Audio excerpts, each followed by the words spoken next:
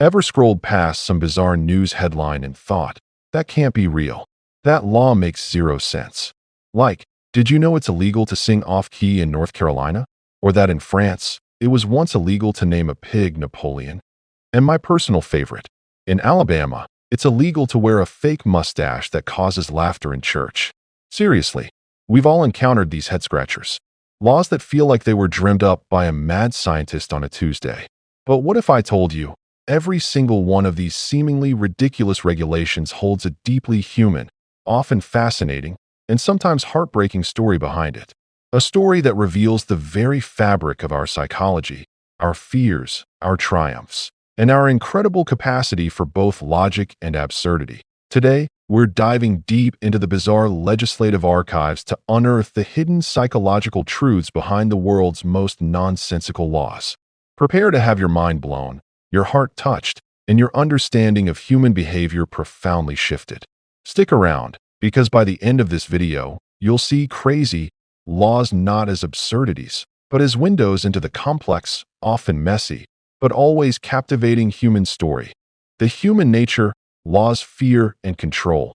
Let's start with laws born out of pure human nature. Our fears, our attempts to control the uncontrollable. Take, for instance, the infamous no bear wrestling law in Alabama. Sounds insane, right? Like, who even thought to make that a law? Well, rewind to the early 20th century. Traveling circuses and roadside attractions were huge. And yes, bear wrestling was a real, often brutal, sport. It was exploitative for the animals and incredibly dangerous for the humans. The law wasn't about stopping people from spontaneously deciding to wrestle a bear. It was a desperate attempt to curb a popular, but barbaric, form of entertainment that often ended in tragedy and animal cruelty. It speaks to our primal fascination with dominance and spectacle, but also our evolving empathy. This brings us to a core psychological principle, the scarcity principle in lawmaking. Often, a law isn't created proactively, but reactively. Something bad happens, something often unique and specific, and suddenly, a legislature jumps in to ensure it never happens again. It's a testament to our desire for safety and order, even if the solution seems overly specific to outsiders. The unintended consequences, laws, adaptability, and loopholes. Next, we have laws that made perfect sense at the time, but have been warped by the sands of time, or more interestingly, by human ingenuity or mischievousness. Consider the Old English law that states, it is illegal to be drunk in charge of a cow. Laughable, right? But here's the kicker. In medieval England, livestock, especially cows, were considered valuable property and a primary mode of transport or livelihood for many. If you were stumbling drunk and your cow wandered off, caused an accident, or was stolen, it had serious economic consequences for both you and potentially the community. The law wasn't about preventing a drunk person from riding a cow. It was about protecting property and public safety in an agrarian society. It highlights our deep-seated need for order and accountability, even when dealing with four-legged vehicles. This perfectly illustrates the law of unintended consequences. Laws are created with a specific intent, but human behavior is complex. People find loopholes, society changes, and suddenly, what was once a sensible regulation becomes a relic. It shows our incredible human adaptability, our ability to circumvent rules, and the constant dance between authority and individual freedom. It's a fascinating look at how our collective psyche tries to navigate change, the culture and values, laws, identity, and belonging. Some of the most peculiar laws are deeply embedded in a culture's specific values, history, or even prejudices. They speak to our need for identity, belonging, and sometimes unfortunate exclusion. For example, in the UK, it's technically still illegal to be rude to a swan. Yes, a swan. Sounds utterly ridiculous until you learn the incredible history. All unmarked mute swans in open water in England and Wales are technically owned by the Crown. This isn't just a quirky royal decree. It dates back to medieval times when swans were a valuable food source, particularly for banquets. Being rude to a swan wasn't just impolite. It was an act of disrespect to the monarchy and a potential theft of royal property. This law, still on the books, is a fascinating echo of a bygone era's class structure and reverence for authority. This touches upon cultural norms as law. Laws often codify what a society values or fears at a specific point in time. They reflect what was considered right or wrong within a particular cultural context. Understanding these laws helps us grasp the collective psychology of a community, its historical anxieties, and its unique way of defining itself. It's about how we create shared meaning and protect what we deem sacred, even if it's a bird. This safety and public order, laws, anxiety, and protection. Many laws that seem absurd are, at their core, attempts to maintain public order and safety, even in the face of very specific, sometimes bizarre, threats. They stem from a fundamental human anxiety about chaos. Did you know that in many parts of Italy, it's illegal to wear noisy shoes after midnight? Picture that for a moment. You're trying to sneak home after a late night, and suddenly, your clogs are a criminal offense. But consider the Italian lifestyle: narrow, winding streets, close-knit communities, and a high value placed on quiet residential life. This law, while quaint, reflects a cultural priority for peaceful rest and consideration for neighbors. It's not about the shoes themselves, but the noise pollution in dense urban areas. This speaks to the nuisance principle. Many local ordinances are designed to prevent minor annoyances from escalating into major disruptions. They show our collective desire for peace, quiet, and a sense of shared responsibility in maintaining a livable environment. It's a subtle but powerful insight into how a community defines its boundaries and respects its citizens' need for tranquility, the morality and decency, laws, shame, and social cohesion. Some of the most head-scratching laws come from attempts to legislate morality and decency. These reveal a society's deepest held beliefs about right and wrong, and often, its greatest shames or insecurities. Take the famous example from Pennsylvania. It is illegal to sleep on top of a refrigerator outdoors. Hilarious, right? You imagine some specific incident leading to this. And you'd be right. In the mid-20th century, discarded refrigerators became death traps for curious children who would climb inside and suffocate.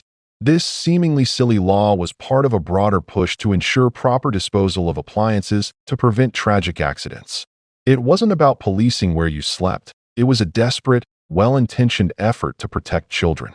This highlights the guardian principle in law. Many laws, even if they seem strange on the surface, are born from a desire to protect the vulnerable. They reflect a society's collective empathy and its commitment to preventing harm, often as a direct response to a painful past event.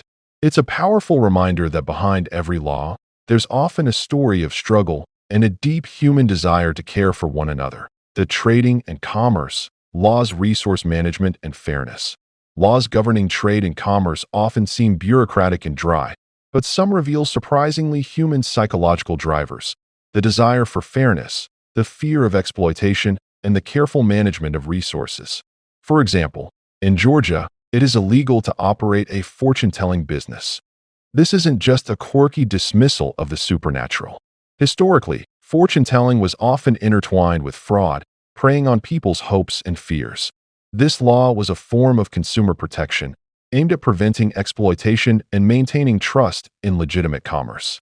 It speaks to our constant struggle to differentiate truth from deception and our need for systems that ensure fair dealings. This points to the trust principle in law. For a society to function, there must be a basic level of trust in its institutions and its people. Laws that seem to restrict freedom often emerge from a desire to maintain that trust, to prevent manipulation, and to ensure a level playing field. It's about managing our collective anxieties about being cheated or taken advantage of, the emergency and crisis, laws, adaptation, and survival. Some of the most unusual laws arise from periods of crisis, war, or extreme scarcity. These reveal our incredible adaptability, our survival instincts, and sometimes the desperation of a desperate situation.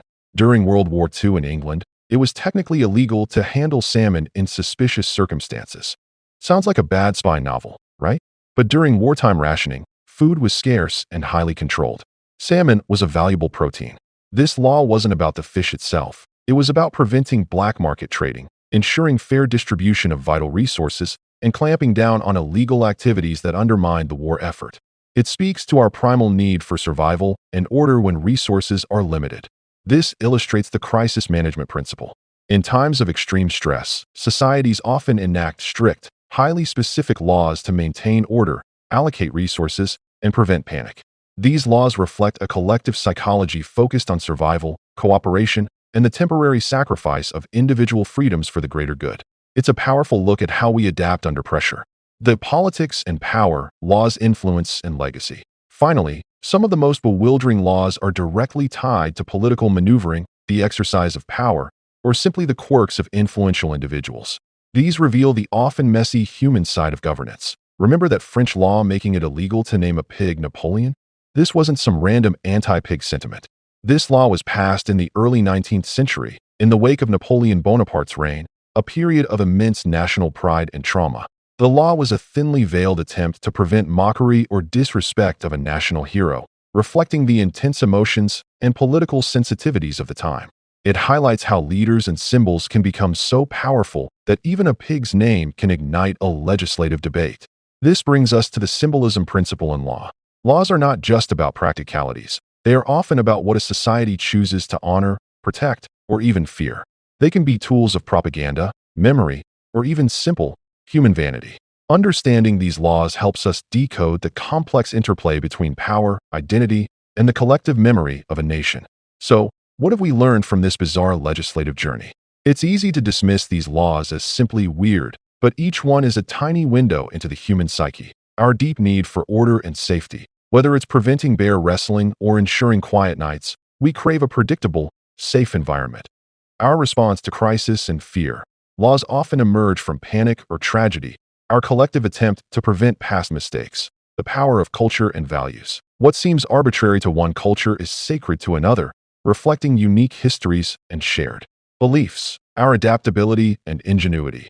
Humans constantly find loopholes, forcing laws to evolve, showing our endless resourcefulness. The flaws and frailties of human nature, from greed to prejudice. Some laws are a direct response to our darker impulses, or simply our absurdities. The ever-changing landscape of society. What made sense yesterday is ridiculous today, reflecting our constant evolution. The next time you hear about a law that makes zero sense, don't just laugh it off. Pause. Ask yourself, what human story is hidden here?